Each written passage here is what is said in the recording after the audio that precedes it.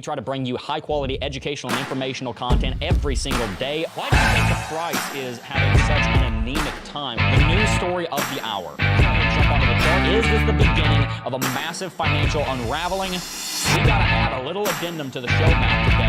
So we start here on the daily. Now, we've been looking at the RSI on Bitcoin's daily chart for the last several days. It always has been, but it's been increasing over the last 50 years since the government. Good morning, everybody. It is Wednesday, July 27th. It is Fed Day. We have been waiting for this day for a while. It's like almost reverse Christmas. Normally, as a little child, you wait for the day that Santa Claus comes to bring you presents, but this is like we're waiting for Jerome Powell to come take all of our hopes and dreams.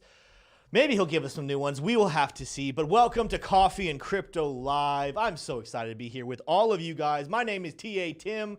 I am not Crypto Jebb. Jebb is still out for right now, and we've told you guys here for a while, but of course he's going through a whole lot of stuff with his family, so please continue to pray for Jebb and his wife and his child. They hopefully will be, he'll be back soon, is our hope and wishes, so we miss him. But there is still a lot of stuff happening in the crypto world that we are going to cover. And of course, we're going to have to talk about the Fed today because that's the announcement coming out today at 2 p.m. Eastern Standard Time. Jerome Powell, well, actually, no, the numbers will come out 2:30. Jerome Powell will go in front of a bunch of, with the reporters, and he'll answer a bunch of questions. That's where I think the real meat and potatoes will be. The number most likely will still be 75 basis points unless something changes. We'll discuss all that and more, both today and this afternoon when we go live.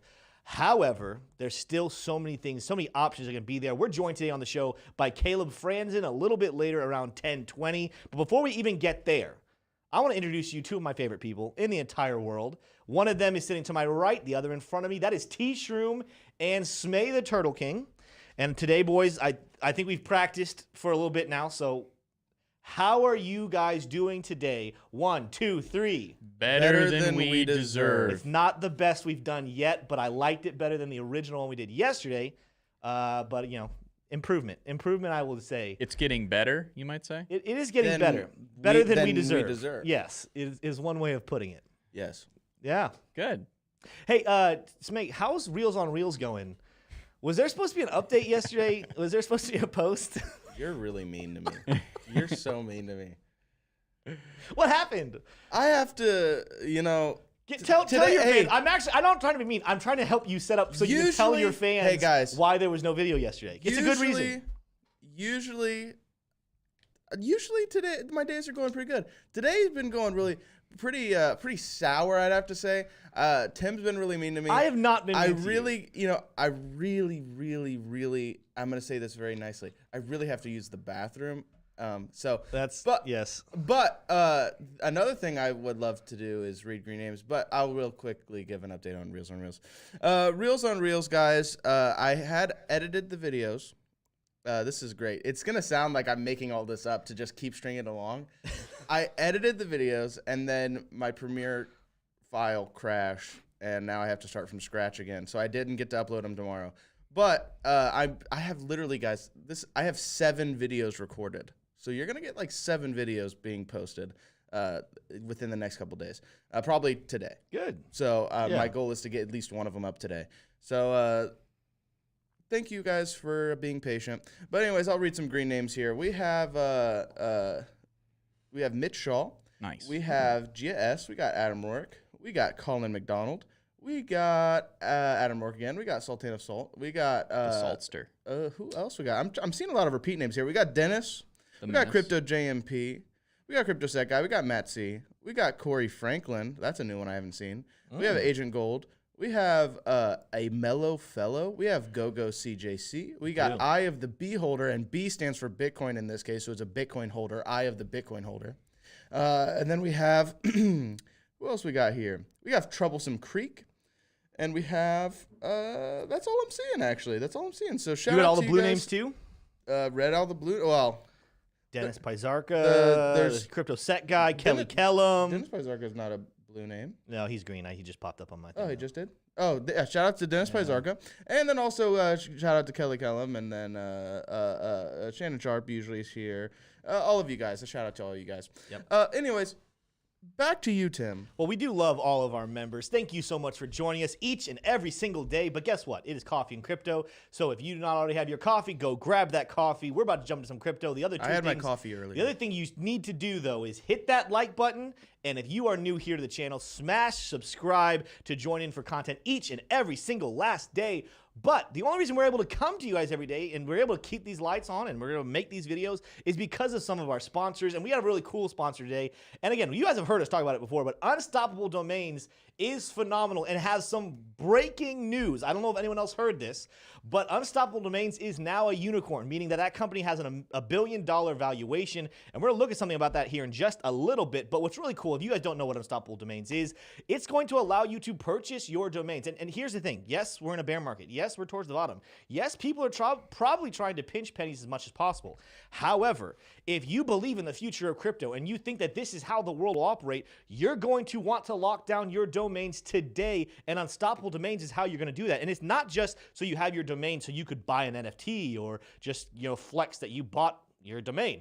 It also is going to help you exchange and connect to your wallet, so you don't have to go and copy and paste or type out each individual letter and number of your long wallet addresses. No, it'll be attached to your domain, so it's going to operate like you're just almost social security number, just walking around. You can just have that domain when you want to purchase things, when you want to exchange things, when you want to receive money.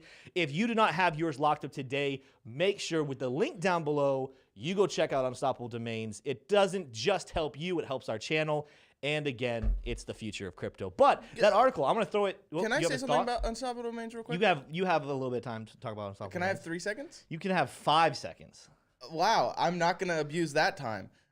Anyways, guys, Unstoppable Domains, look. You know how many people got really, really, really, really rich during the .com era issue where people were buying a bunch of domains and flipping them, right? This is that V2 in the crypto space now. Everyone's going to be scrambling to get these Unstoppable Domains, these NFTs that are domains that are purposely built for the crypto space. Guys, I'm telling you, there was actually a business.crypto, or was it business.eth, sold for 39 Ethereum, guys. So get in there, buy up the bunch of domains. Even if it's just like any kind of random thing, buy a bunch of domains. And flip them or have them for your future identity in the crypto space. I just wanted to say that real quick, Tim. Back to you. That was about 47 seconds. But I really feel passionate about this. So we're going to have to cut that out of your take later. Wow. Well, I don't get a later take, but we're good. You know what? It's time to move on into our market pulse, and we are going to start with that story about Unstoppable Domains. I'm going to throw it over to T. Shroom to let you guys know what is happening in the space before we jump into some technical analysis, and then bring Caleb Franzen on to discuss the Fed news this afternoon. Take it away, T. Shroom. Ladies and gentlemen, if you're watching this video, whether you like it or not, you are now in the market pulse, and Boom. You are about to get the download of a lifetime. Unstoppable Domains, you can go to my screen, Smay. Unstoppable Domains reaches unicorn valuation with $65 million Series A round. The Web3 startup behind NFT-based domain names is now valued at $1 billion as it expands its online identity push into reputation. The firm sells NFT-based domains that can be assigned to crypto wallets and websites, and is building Web3 identity and reputation solutions. That part is really interesting. I'd like to learn more about that. Sounds like a service. Is really cool. The raise was led by new investor Pantera Capital and includes funding from, here we go, Mayfield, Alchemy Ventures, Redbeard Ventures, Polygon, CoinGecko, OKG Investments, and others.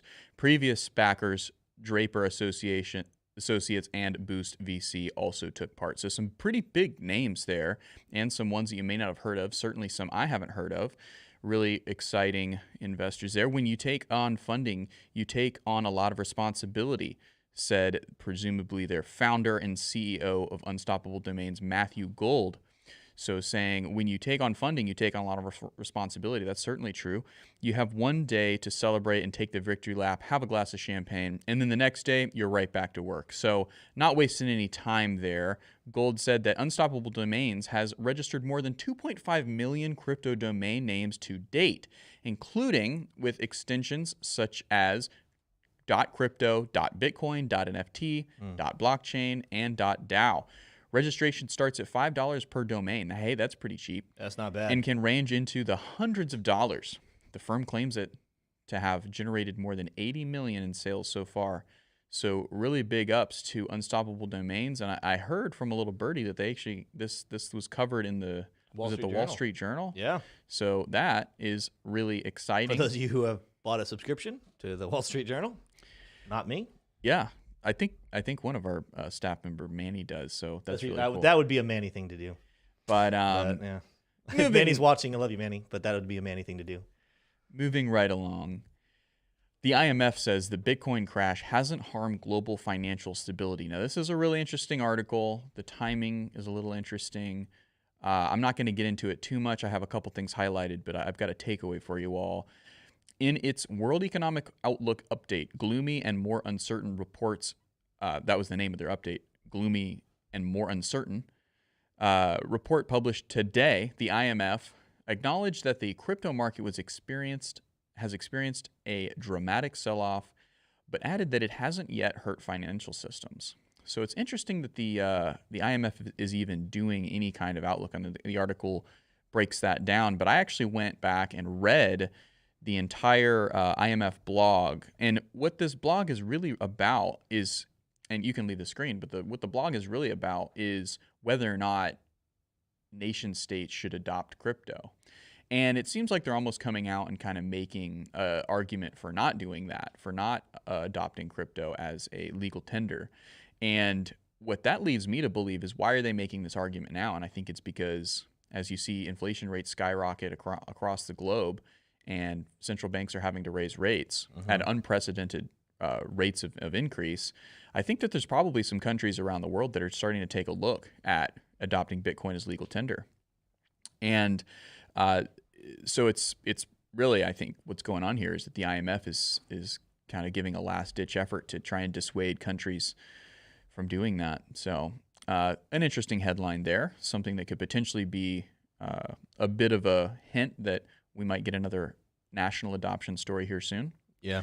But also in the news, Cathie Wood's ARK Investment dumps $75 million in Coinbase stock. The third biggest shareholder of the U.S. largest crypto exchange sold over 1.41 million shares of the company, worth almost $75 million. Pretty rough. Pretty rough. ARK Investments, the investment firm helmed by Cathie Wood, dumped a total of more than 1.4 million shares of Coinbase on Tuesday, per the firm's daily trade information newsletter. Wow, they got a daily newsletter. That's interesting. But ARK Invest was Coinbase's third biggest shareholder, holding about 8.95 million shares by the end of June, and that's according to Bloomberg. The firm has been buying Coinbase's stock since the crypto exchange debuted on the NASDAQ in April 2021, with the largest major purchase of more than 500,000 shares worth $30 million happening in May. So they were buying Coinbase as recently as May, and yet now they're shedding those shares like they're bad news.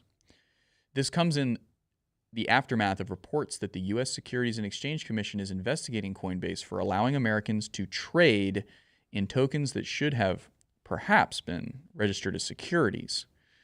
So Coinbase, just adding insult to injury here, as one of their main investors is shedding their shares like it's bad news, and it's all as a result of that insider trading scandal that happened that we reported on. I think it was last week, and man, that has just really caused a giant domino effect that has not been good for one of the world's largest crypto exchanges and wallets. So that's not great, but it's also not happening to Bitcoin. So again, nothing really happening to Bitcoin here. There's still ample opportunities to go and buy and sell Bitcoin, and nothing's happened to Coinbase. They're not shut down or anything. And I saw comments earlier. Someone was asking, is Coinbase still safe? I'm not saying run to Coinbase. I'm not saying if you don't have Coinbase now, you're going to want to go ahead and get it because it's about to explode or anything. But I think people who are calling for Coinbase to be the next domino fall, it's absolutely possible that Coinbase crashes.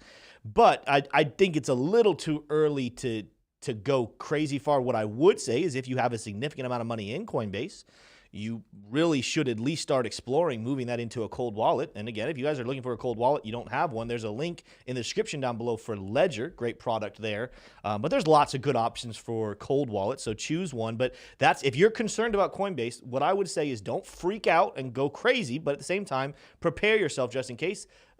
Don't leave a massive amount on Coinbase just in case it is the next domino to fall in these exchanges. So you just always want to be in a position where it's like, hey, if something bad happens, it's not going to be catastrophic to me. Yeah, and then our last headline here is that the Treasury is investigating Kraken for alleged Iran sanctions violations. And so unnamed sources told the New York Times that Kraken is suspected of allowing users in Iran to use its exchange despite federal sanctions. So the U.S. forbids a lot of trade between American businesses and individuals and Iranian businesses and individuals. So you just can't do a lot of trade with the Iranians. And it looks like Kraken may be kind of pushing the boundaries of that sanction. But the overall theme here, Tim, and I think you'd agree, I'd like to get your input, is that we've had a big storm cloud, really a hurricane in the crypto space that has just wreaked havoc ever since Luna went down, and major crypto prices have come down, a lot since all-time highs. And there's been a liquidity crisis, and names like Celsius, Three O's Capital have come down, and there's been a lot of attention put on those stories. And now it seems like the regulators are coming out of the woodwork to attack these companies and these exchanges. And I want to get your take on that. Is it necessarily a bad thing, or we just need to kind of grit and bear this? Is it necessary? I think exchanges for sure need to. There are definitely very fishy exchanges out there. I think having a regulation on exchanges is not the worst thing in the world. Although there's going to be, they're going to overstep their bounds. They're going to do what they need to do and then go 10 steps further. That's just what we like to see the SEC do. I also think there's a strategy over there. They've just taken up so much taxpayer dollars, and they're like, what do we do with this extra money? Let's hire some lawyers and start some lawsuits here at the bottom of the bear market. So don't expect that lawsuits from the SEC is going to go down anytime soon. I expect a plethora of new ones coming within the next couple of months, coming to your coins and exchanges soon. Yeah. But I do think that there are very, very fishy exchanges out there that need potentially a little bit more regulation to protect the average user. And again, it goes back to kind of what we were talking about a couple weeks ago, where in all reality, yes, in a perfect world, no regulation. Let people do what people want to do.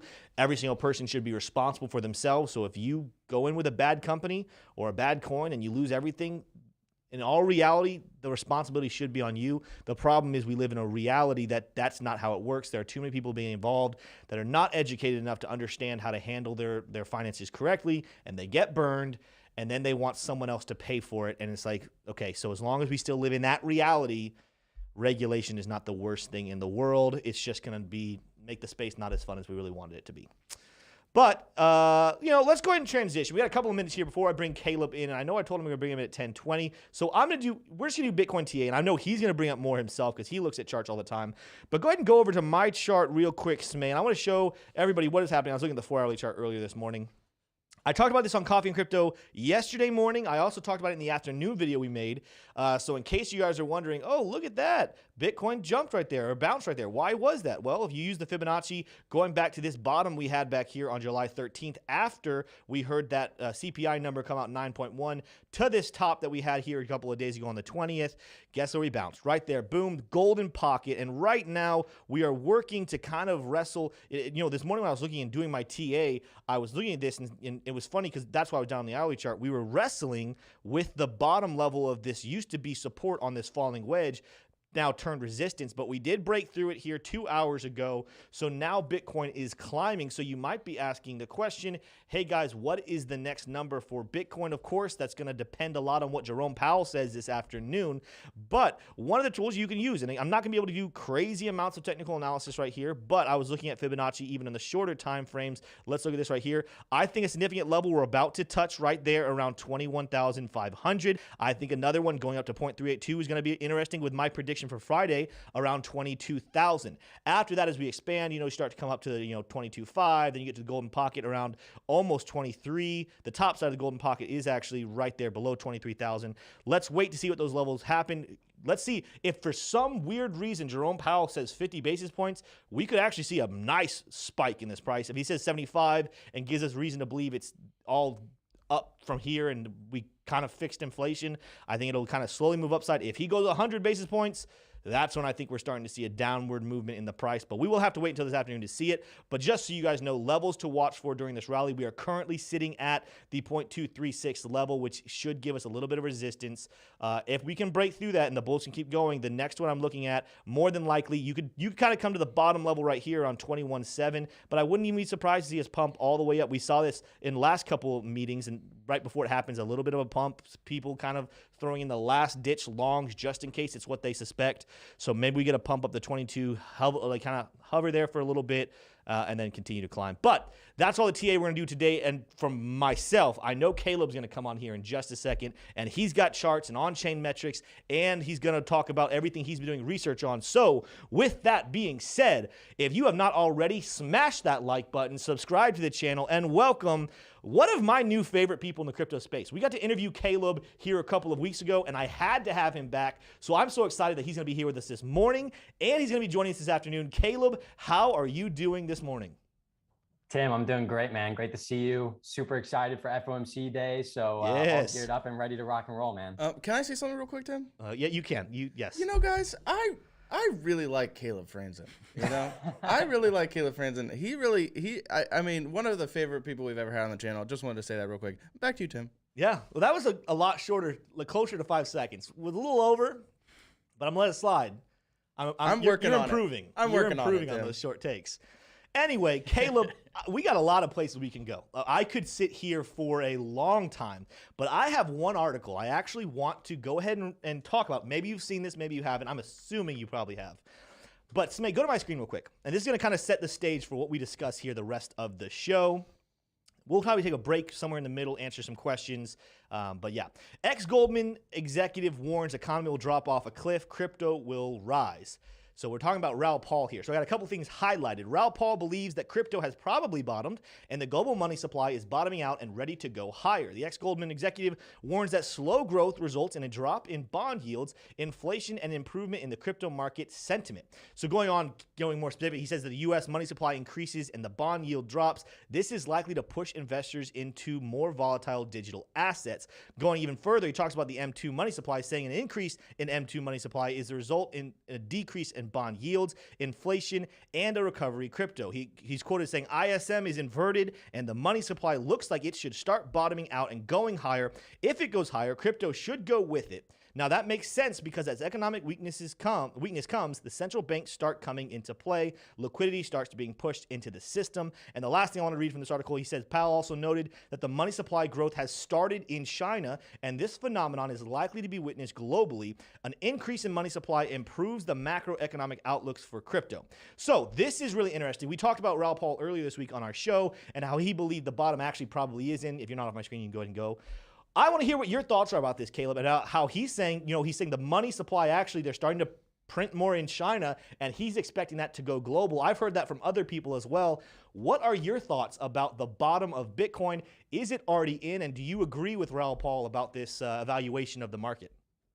So thanks for putting that on my radar, because I wasn't familiar with those quotes and views from Raoul, who I really have a lot of respect for. Yes. And I would generally agree with a lot of the things that he's saying there, because I think one of the key points that he's really trying to highlight is that as M2 increases, as money supply increases, we typically see an increase in the money supply and a massive decrease in bond yields, right?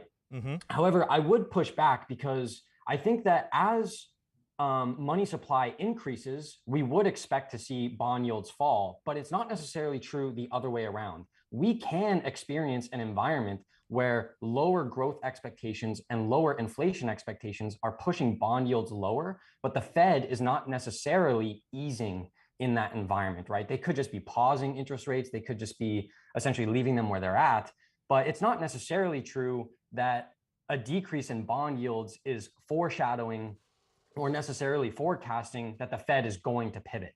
So one thing that I have been very focused on is that the bond market, generally speaking, appears to be less concerned about inflationary pressures in the market right now and more concerned with lower growth expectations, right? Everyone's aware of this kind of pending recession that's kind of on the horizon. Several weeks ago, we had Jamie Dimon kind of referring to it as a metaphorical hurricane kind of out on the horizon, if you will, and headed our way, headed toward shore. And so this has easily been the most forecasted recession by the market that, I can certainly remember. And I've really only been involved with markets since 2013, but, we can look back through history and see, generally speaking, how people viewed the market at the time. And I don't think it's ever been this consensus. So I don't know. For me personally, I think we are trending towards a recession. In my opinion, that seems fairly unequivocal, like I just said. Yeah. But I'm not necessarily as confident as Raul that we're going to see such a quick shift in the monetary policy environment. Yeah, and that's, I think, an interesting point you just brought up there at the end. We're heading towards a recession. Of course, we have the news from the White House that if you just change the definition, then you can avoid recessions here. That being said, no matter whether we go with the definition that it's 2 quarters of negative GDP, or whether we go with this new definition the White House is kind of suggesting, where you're looking at consumers borrowing on their credit cards to fight against inflation, and also I think it has to do with job rates reflecting the population. Do you think, though, that both the White House and the Fed, even if they don't admit we're currently in a recession, that they're very worried about an upcoming recession? And my question would be, which do you think that they're going to be more motivated to be fighting here soon? And that's the whole point of this video, is we're stuck in a rock and hard place. We got high inflation numbers, but we also have a undooming recession coming. Which do you think that they're more aggressive in tackling at this moment? It's the question that I think is on so many people's mind, especially over the last week, as we've kind of had this drama, if you will, out of the White House about the definition of a recession, and essentially trying to take control and redefine the narrative, if you will.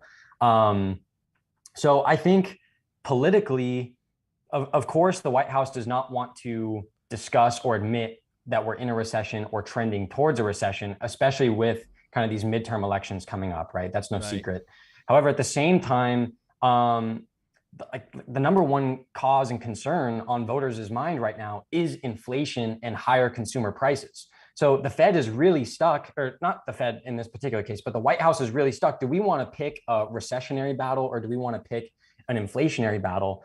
The big thing, though, that I believe is they certainly don't want to fight both. They don't want to fight high inflation during an economic downturn. Right? If we do see inflation pressures persist and those consumer prices are still around, but we're seeing all this unemployment come into the market, not necessarily predicting that that's exactly what's going to happen, but let's just think of a worst case scenario where we do go into somewhat of a stagflationary environment. That would be a massive lose-lose from a political standpoint, because both of the White House's biggest economic fears would be coming to fruition. So I think politically, politically, the White House is going to be urging the Fed to continue to embark on a monetary tightening regime, because in my opinion, they would rather have an economic downturn where inflation does come lower rather than an economic downturn with persistent inflation. I hope that makes sense. Yeah, no, that's kind of makes sense. But that's good to know. I think the wrestling point right now, and that's what I talked about on the show yesterday, is what is the link? What is the tie between Jerome Powell and the White House? Because I think there's been certain instances where it seems like him and the White House are kind of more aligned on things. And then other times I think I could see like, hey, no, there seems to be some butting of heads here. Do you think that Jerome Powell is going to act independently and do what he thinks is best? Or do you think that there is some, and this is, let's put on our tinfoil hats here. Do you think there's potentially going to be some pressure from the White House that will force Jerome Powell to go a little lighter? So, for example, last week I was interviewing Nicholas Merton, so Data Dash, great mind, great YouTuber. If you guys haven't checked him out, go check him out. But he was talking about it. He gave a prediction I had never heard before, but I thought was interesting, and he had pretty good rationale for it. He believes that what we're going to see is a 75 basis point happen this month, but then the remarks from Jerome Powell are going to be very dovish, and then we're going to miss, obviously next month there's no meeting, and then in September they're going to scale back to 50 because they're really tackling the recession, not inflation, and then we're going to have another month off. I was wrong before when I said they're going to have numbers in October. They actually take October off, and then in November they're going to come out with a 25 basis point hike, and then kind of reevaluate after that. What are your thoughts about that prediction? Do you think that's plausible? And if so, what would your take on, if that happens, what would your take on the market be? So first of all, I love Nick. I've been watching Data Dash for years. So he's got a fantastic channel over there and always provides awesome insights on the crypto markets. I think Nick's views are generally considered, and this isn't by any means any disrespect to Nick, but I think that's generally the consensus view is we're going to have 75 bips this month, 50 in September, and then 25 in the meeting thereafter. So the market is essentially anticipating and pricing in that the Fed is going to be able to rein in inflation, and that these 275 basis, I mean, hell, we could even get 100 bips today. We don't really know, right? The market's saying about 75% chance of 75 basis points. So we'll see how it goes. Yeah, still some odds out there for 100. Yeah, exactly. So we'll see how this kind of develops. But the market, in my opinion, seems convinced that the Fed, through these rate hikes and through their forward guidance and through their rhetoric, is going to be able to rein in inflation by therefore softening demand, right? So one of the terms that I've really used is they're trying to re-equilibrate demand at a lower price, right? We all know we have a supply and demand curve that creates supply and price. We have a lot of supply constraints in the market right now. Therefore, they're trying to bring demand down in order to bring price at a lower level to match with these supply constraints. So the market seems to think that the Fed is going to be able to accomplish that goal. I am not necessarily as optimistic because I view inflation as being a little bit more entrenched than the Fed does, even though we can look at 5-year break-even inflation expectations and things of that nature, which have come down dramatically since the March 2022 peak. But I don't have much faith in consumers or many market participants forecasting inflation with any degree of accuracy. Because all the pundits and experts have all been drastically wrong on inflation. First, they said we wouldn't get inflation. Then it would be a brief transitory spike. Then it was because of base effects. Then they totally retired the word transitory. Now it's going to be much more persistent, right? So they continue to move the goalpost, and I don't know. It's just hard to take it with any with a substantial grain of salt, if you will. Well, and I think, that's where I've kind of been is like, hey, we can live in our world of reality, and then we can live in our world of statistics. And the reason I say that is even though you would think statistics should live in the world of reality, they don't. At this point, a lot of people who are making heavy decisions are using statistics. We have no idea where those numbers came from. Of course, in the last couple of months, we've seen unemployment numbers come out that were like, what? And then we've seen inflation numbers that, even though those are super high, what they're reporting, it gets even worse, because if you go back and track it the way we were tracking it 40 years ago, back when we had crazy inflation in the 80s, and you track it that way, we're actually sitting at closer to 16-17% of inflation over there. So they're not tracking inflation very correctly. And of course, Jerome Powell from the podium has always said, well, we have to track the data and we have to make our decisions based on the data. So that's why I'm saying we live in a world of reality, and then we live in a world of data or statistics, and they don't always coexist.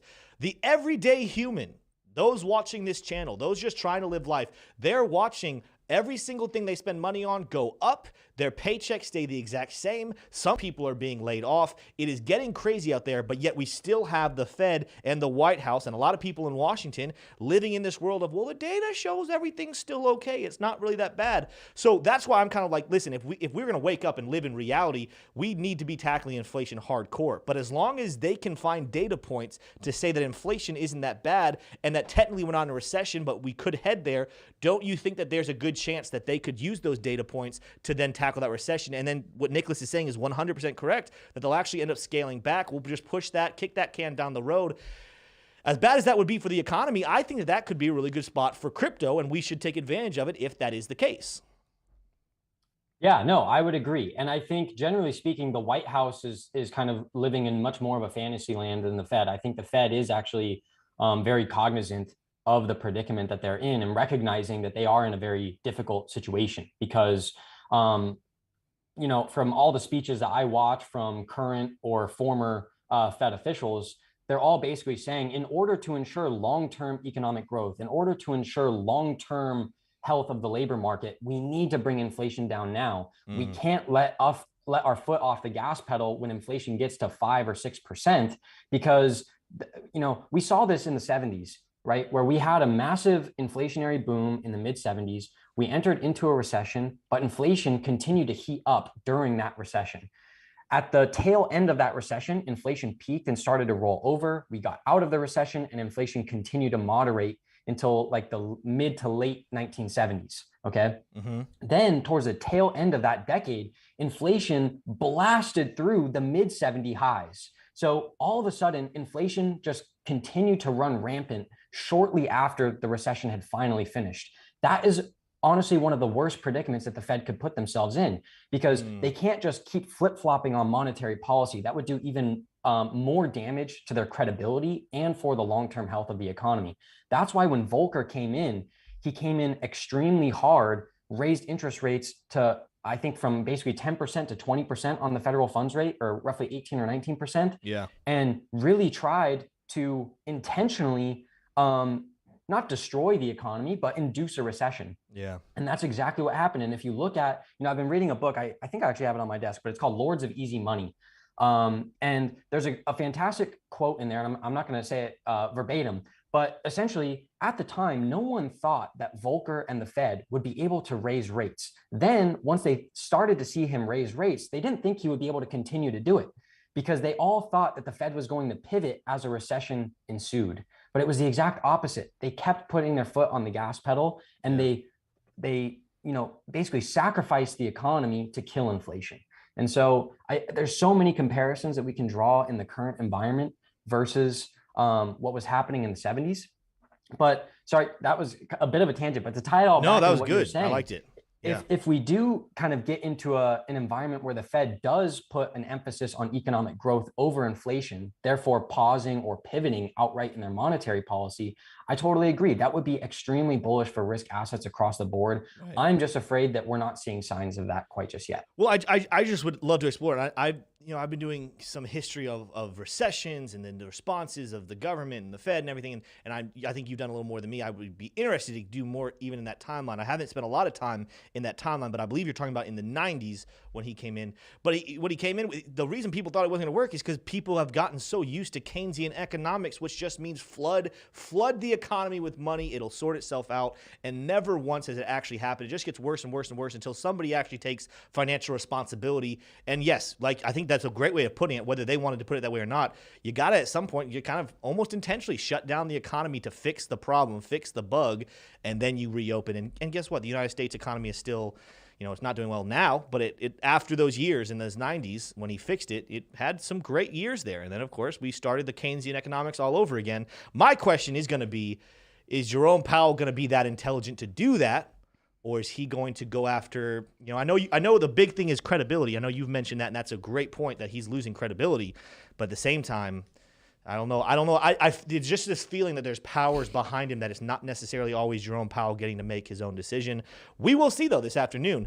I want to take a pause right here because we're going to keep hearing from Caleb. I want to see some of the charts. I've been following you on Twitter, Caleb. I know you got some phenomenal stuff. I'd love for you to get to kind of share your charts, share your info on what you think the market's going to be doing here soon. But I also wanted to open the floor for anyone to ask Caleb any questions. I don't think I saw any super chats. Did we see any, T-Shroom? There was one, it wasn't a super chat, but Mike Markle gifted 5 Crypto Jebb memberships, and we're very, very appreciative for that. Yeah. Yeah, so while we start to transition here, what I'll go ahead and do is we're going to jump in. I'm going to let Caleb start talking about what he's seeing on the charts, what he's seeing in the market, and let Caleb kind of go wherever he wants to go with this. But while he's doing that, if you guys want to ask any questions, super chats are probably going to get priority. But also, if you guys want to just ask a question, T-Shroom and I will keep our eyes on the chat and get those questions over to Caleb. But with that being said, Caleb, what are you seeing other than this Fed news? And I want to see what you're seeing on the charts and what your predictions are for the next move of the market. Okay, so I actually just put together some analysis over the past couple of days showing 2 kind of contradictory studies, right? One of them is actually very bullish. Another one is actually quite bearish. And so I think my general view on markets right now is that we continue to kind of operate in this defensive environment. So I don't necessarily want to fight that trend or even fight the Fed, right? As the famous saying goes. But at the same time, we can also look at some different statistical indicators and some long-term studies that seem to be providing potentially some bullish signals. And we haven't exactly had those signals come to fruition yet, but it could happen even for the month of July. So as we kind of enter here into the final 2 trading days of the month, I'm very keen to kind of see how all of this shakes out, if you will. I'm trying to pull up one of my charts right here and the study so that I could, is it possible for me to share my screen? Yes, do we have share enabled? Yeah. Okay, sweet. Yes, I think if you, you should be good. Okay, awesome. Let me go ahead and do that. While he's doing that, everybody, go ahead. If you guys love hearing from Caleb, smash that like button. And again, we still have about, I would say, about 15 minutes with him. So if you have any good questions you want him to answer, make sure you put them in chat now so we can get those towards the end of the show. Cool. So can you guys see the chart okay? Yes. Yep. Perfect. So essentially what we're looking at here is the NASDAQ 100 with monthly candles going back to, as long as I can get the data on TradingView, so basically 1985. And in the lower bound, I've added a oscillator called the Williams %R, and we're looking at it on an 18-month look back period, so a year and a half, right? And what I noticed is right now we're trading below this oversold threshold on this lower bound. And I looked historically, and that's only really happened 4 other times since 1987. And more specifically, what I was keen to focus on was these moments in time where we enter out of that oversold period. So basically when the Williams %R oscillator is oversold for an extended period of time or a brief amount of time, and then starts to explode out of that oversold level. And like I said, we're potentially gearing up for that right now in the month of July. And what I ended up doing was looking at some long-term, not long-term, but basically looking at forward-looking returns after this signal gets put in. And let me actually go ahead and just pull up the data on this, because I had actually shared it all just on Twitter with the actual forward-looking returns, because I was just absolutely blown away here by some of the results. If we look 3 months, 6 months, 1 year, 2 year, 3 year, 5 year, the data is extremely encouraging for the NASDAQ. And in each of these former signals, the prior 4 signals, the bottom in the market was already in. Okay. So even in the situation for November of 2002, the 3-month return was basically negative 10%, but we didn't put in a new low, which was extremely important, right? One of the key signs of reversal to the upside is the production of higher lows and higher highs. And so by not putting in a new low in November of 2002, even though the market fell basically 10% in 3 months, it was very bullish. And if we look during these periods, I mean, the 1-year return on average is 32%. The 5-year return, 155%, or 144%, excuse me.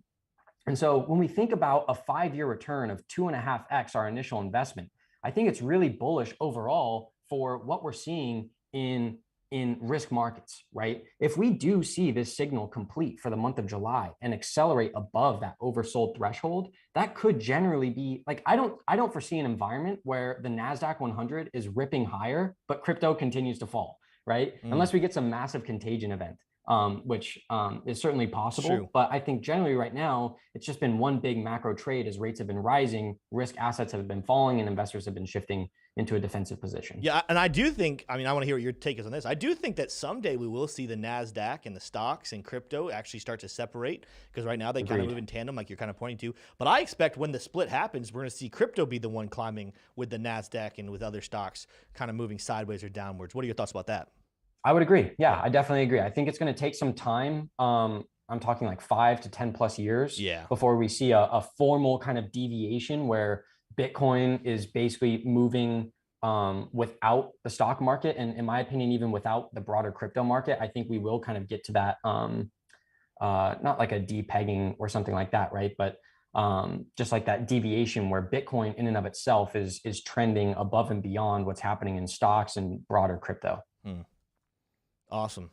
Well, you said, so that's kind of the chart you're looking at. You know, we see a bullish case. You said there's another one you kind of see almost the opposite, a bearish case.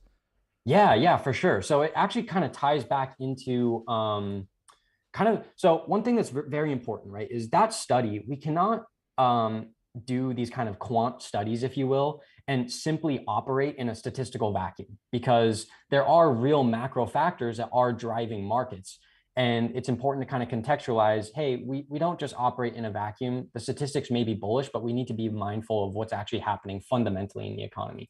So the other study that I had done was more tied to that kind of fundamental dynamic. And so what we're looking at in the chart right now, this is, I don't want to say it's complicated. It's actually quite simple. But what we're looking at in blue is the U6 unemployment, which is the total amount of people who are unemployed in the labor force. Okay. And what we're looking at is the year over year change in the amount of people who are unemployed in terms of the percentage. And so right now, there's been a lot of talk that it's very, we don't know if we're in a recession until after the fact. So a lot of people in the crypto markets and the stock market have been saying, hey, the bottom could be in. We could already be in a recession. The Fed could be pivoting soon. Therefore, we could start to get bullish or optimistic because we're already in a recession and a pivot is coming down the line. The one pushback that I've had with that is we haven't seen a material deterioration in the labor market that would be congruent with a recession. Right. So when we look historically, we can see here that the U6 unemployment, as it starts to turn positive and get above zero on a year over year basis, we start to see the NASDAQ lose its year over year momentum in terms of returns and actually flip negative going into a recession. Same thing happened in the early 2000s as a result of the great financial crisis. We start to see U6 turn positive on a year over year basis, and we start to see the NASDAQ roll negative, lose its positive year over year gains in this section, and actually turn negative on a year over year basis. So what are we seeing right now in the market? We're seeing a very negative year over year change in U6 unemployment, basically indicating a very strong and dynamic labor market. But we're already seeing the NASDAQ flip into negative territory on a year over year basis, which is concerning to me actually, because the Fed is targeting some weakness in the labor market. They're trying to create a soft recession. They could, on accident, create a hard recession, right? We don't know. So if we do see this U6 unemployment start to turn positive on a year over year basis and accelerate higher, as we've seen during every recession over the last 20 years, in my opinion, that could spell more bad news for stocks and risk assets in general. Yeah. That's really interesting. Teaching, you ever thought about that one? I really like that. Well, the one thing that I'm really looking forward to in this press conference later today is if Jerome changes his tone on unemployment at all. If there's any kind of, slightly different words that are used in discussing unemployment. That was one of the key things I'm looking for. So it's definitely on my radar for sure. Yeah, no, I think that's going to be really interesting. And again, the whole thing is, this is the where everybody likes to give it a hard time. The White House, as much as I think it's funny they changed the definition, I guess I understand where they're coming from and looking at those charts. Here's, though, I think what really boils down to, and I saw this in chat, and we talked about it a little bit last time, Caleb, is also, man, it would just be really cool if we could see the numbers on how many of these jobs are part-time versus full-time, and then how many of them are, high technical jobs, meaning like they take expertise, or how many of these are just like service jobs. So like you had a mass amount of students who have graduated, mass amount of students who have these master's degrees, which I remember years ago where it kind of got to the place where you could almost say a bachelor degree was getting just about worthless because everybody had them. It's getting close to where it's like master's degrees are getting just about worthless because everybody has them. We got people with master's degrees still flipping burgers down at the Burger King. So, when I'm looking at these numbers, this is where I said we live in a world of reality and data, right? And they don't always coexist, because I think that a lot of times we'll use the data to say, oh, look, a lot of jobs are filled. We have a lot of people working, therefore we're not in trouble. And it's like, well, no, we might be in trouble if we have a bunch of people with master's degrees and doctorates working roofing jobs, and if they're flipping burgers, and if they're working in, the influx of people I've seen recently, which doesn't make sense why there's so many people going over there, but the amount of people just jumping over and doing real estate, because there is a chance you can make some money there. But guess what? Whenever you got a bunch of people moving over into one thing, and it's a very competitive field, there's a lot of real estate agents who are now making almost nothing, but technically they're employed. So there's just so many holes in the data that I'm seeing, which is why I think I have a problem with that definition of a recession. But, even looking at your chart, what you're saying makes a whole lot of sense, and I completely agree with T-Shum as well. I want to hear what Jerome Powell has to say. I just still have a lot of questions, and we'll be able to tackle that more this afternoon. Yeah. And there was an interesting comment from Raful Anwar, and this is to you, Caleb. Here's the thing, though. There's a huge debt bubble. This is a totally different situation than the 1970s Volcker situation.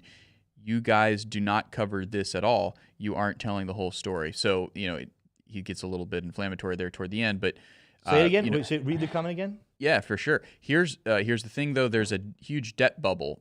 Which is a different situation from the 70s, which is a valid point. We didn't have anywhere near the amount of debt that we have now. In my mind, though, just before you answer, Caleb, I don't know that really changes a whole lot. It's a bigger number on a piece of paper, but I don't know if that changes the present economy in it. So, but I'd like to hear your thoughts for sure. Yeah. So I love this question, even though he was a little harsh on me. But I would encourage him to check out my Twitter feed because I actually have discussed this. So one of the things that I looked at, and guys, I used to work on the commercial banking side for about 2 years as a commercial portfolio analyst. So I got really familiar with looking at bank data and really kind of contextualizing it in terms of how the bank is navigating the economic environment in order to take on risk, issue new loans, support clients, things of that nature, right? And so one thing that I would push back on is certainly we have more debt in the economy today. At the same time, we have substantially more income than we had previously, right? So the ability to service debt is dependent on multiple things. One of them is what is the debt? What is the interest payment? And how much income are we generating in order to service that debt, right? Another factor is time. Can the US economy service debt at a higher interest rate for 6 to 12 months? Sure, depending on what the interest rate is, it's feasible. Can the US economy service debt at significantly higher interest rates for 3 to 5 years? Absolutely not. So we really need to contextualize it. This is a very, very nuanced topic. But one thing that I would say is when we look at delinquency numbers, so the amount of borrowers who are behind on their payments, we can classify that as 30 days delinquency or 90 days delinquency. I'm not sure. When I worked at the bank, we used to track both 30 days or 90-day delinquencies. So when we look at Fed data, looking at the delinquency rate on business loans for all commercial banks in the United States, it's at or near record lows of 1.06% as of Q1. When we look at consumer loans, those are also at or near all-time lows at 1.6%. So even though we've seen an uptick in interest rates and debt servicing costs are rising, we're not seeing borrowers suffer in terms of delinquencies. So that's definitely something to be optimistic of. And then also, like I said, if we look at something like gross domestic income, right? Typically when we try to measure the growth of the economy, we do that through GDP, right? We're going to look at real GDP. But one of the things that you learn in college is that there are multiple ways to calculate GDP. One of them is essentially by taking the summation of all income earned in the economic system. So one thing that's been very interesting is that in Q1, we had GDP was negative on a real basis. I think it was like negative 1.6%. But real gross domestic income was actually up 1.8%.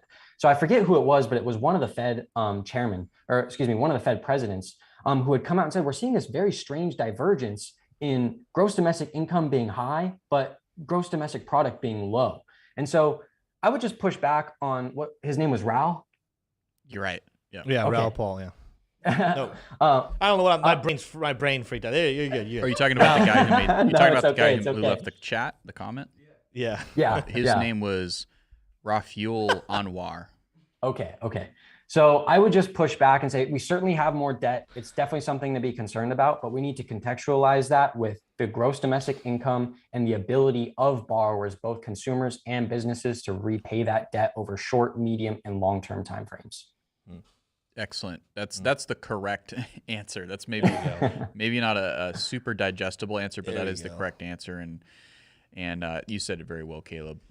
Appreciate that. Yeah, for sure. Sorry about that. I'm scanning chat to make sure that I'm catching questions, and my brain. You're just throwing unwanted shade to I got some wires loose up here. But it's not even 11 a.m. yet. You're okay, Tim. Coffee wasn't good enough this morning, I guess. No, there's two good questions. So we're probably able to wrap out the show with these two questions. The first one from Elliot Locke, one of our members. He's been asking this for a while, and I want to hear it from you. So let's pretend this afternoon. We're going to discuss this more because when we go live at 2 p.m. Eastern Standard Time this afternoon, we'll know this number. But from your brain, what happens if we actually see a full percentage increase to the interest rate this afternoon? Let me see what the S&P 500 is trading at right now. Today it's up. Okay, that's awesome. It's up 1.25%. They're pretty strong. The NASDAQ is up 2.5%. That's a lot of the earnings news. Mm-hmm. Yeah, you're right, because of Google and Microsoft. Yep. Absolutely, they're both ripping higher today.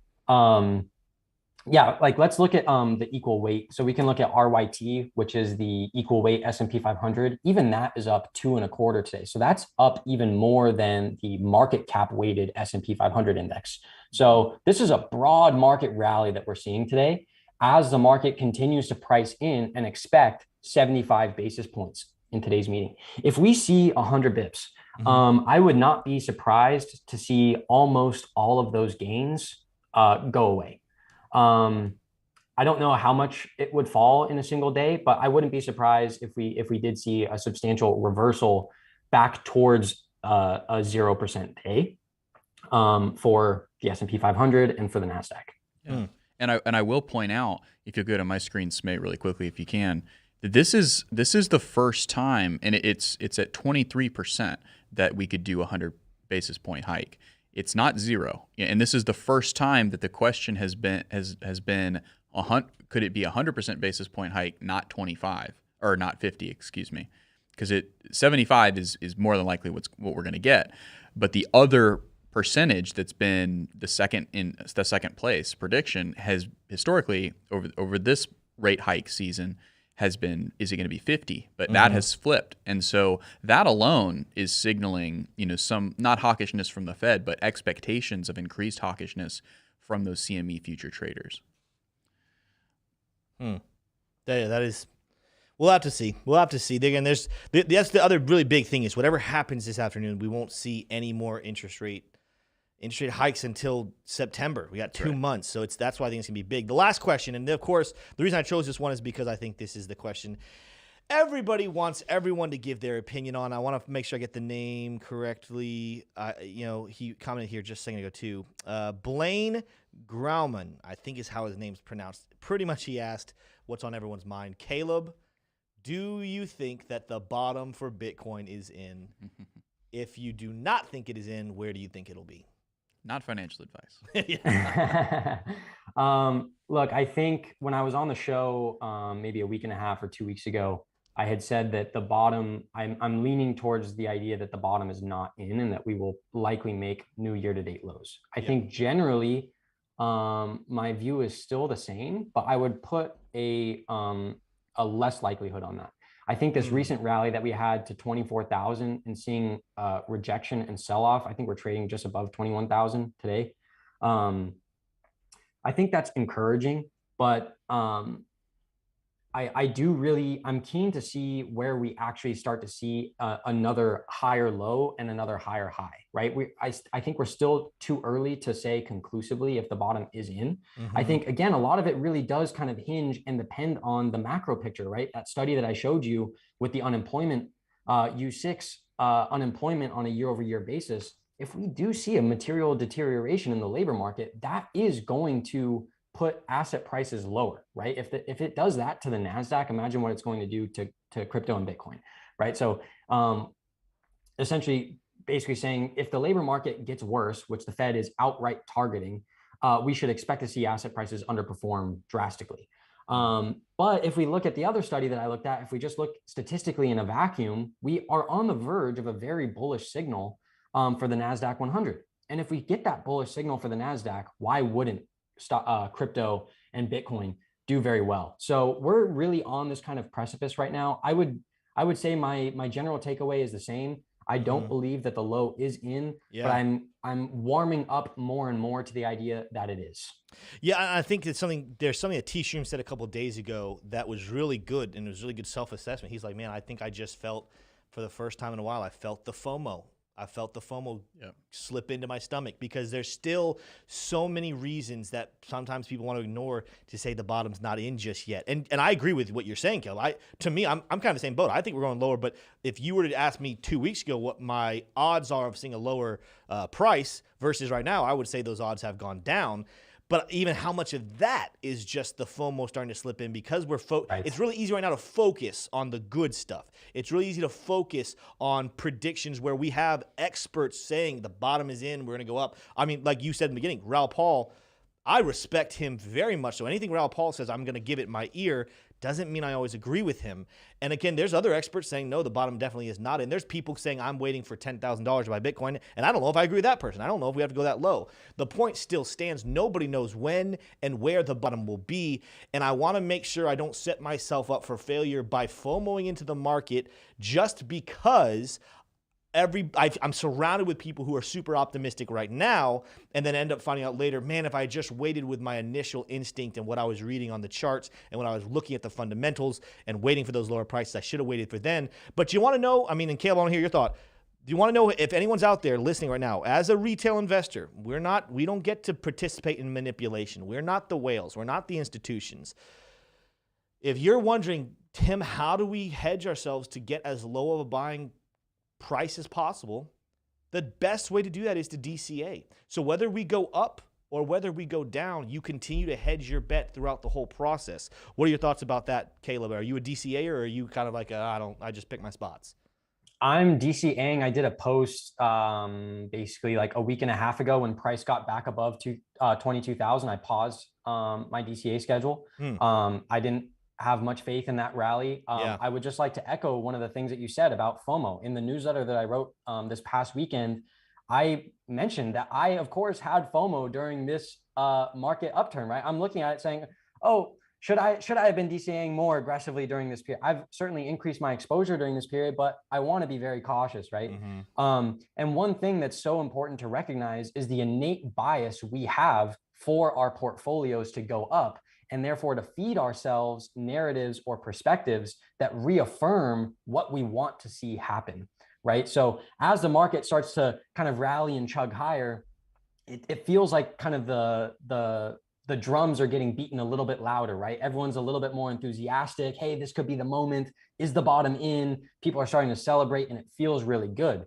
So if you have been DCAing, you're really starting to get some of that FOMO. But I think you're totally right. I mean, none of us have a crystal ball. We don't know how the unemployment dynamic is going to evolve. We don't know how risk appetite is going to evolve. We don't know if 6 months from now, the Fed is talking about doing 1.25 basis point hikes, right? Like what if they're doing 125 bips? At the beginning of the year, people were expecting 2 to 3 rate hikes at most for the entirety of 2022. We're about to do 3 rate hikes in a single day for the second time this year. You see what I'm saying? So we don't know how the path of monetary policy will continue to evolve. It could evolve in a more bearish way or in a more bullish way. We don't have that crystal ball, but what we do know, especially as someone who's 27 years old, I need to be a net buyer of assets over the long run.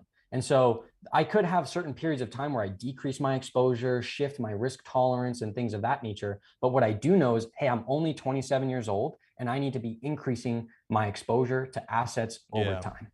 Yeah, and that was so good. Caleb, I'm very glad that we don't have to wait very long to have you back because you're going to be joining us this afternoon at 2 p.m. Eastern Standard Time when we go live to cover the report that comes out and then stay for the press conference with Jerome Powell. But in case any of you guys are wondering, where can I hear more from this Caleb Franzen guy? In the description down below, you're going to see at the very top of there, his Twitter link is right there, and then also his newsletter he referred to. By the way, T. Shum and I have gone through it. Smade, were you able to read any of his newsletter yet? No, but I gotta say, it's always a pleasure having Caleb. Yeah, you love Caleb. Yeah. Anyway, but T. Shum and I were going through it. If anyone is wondering, hey, is this a quality newsletter? It is phenomenal. I didn't even have to read it to know. It is one of the reasons why we love Caleb Franzen so much. I didn't even have to read it, and I know it's quality. Yeah, it's radically objective. It's just a dashboard of economic truths. That is all we have for you in today's Coffee and Crypto Live. But again, I'll say it. Do not miss out on our afternoon stream this afternoon. There will not be an afternoon video because we're doing that live stream of the FOMC meeting and their report. Make sure you tune in for that along with Caleb Franzen. With that being said, though, I will see you in the next video. Peace.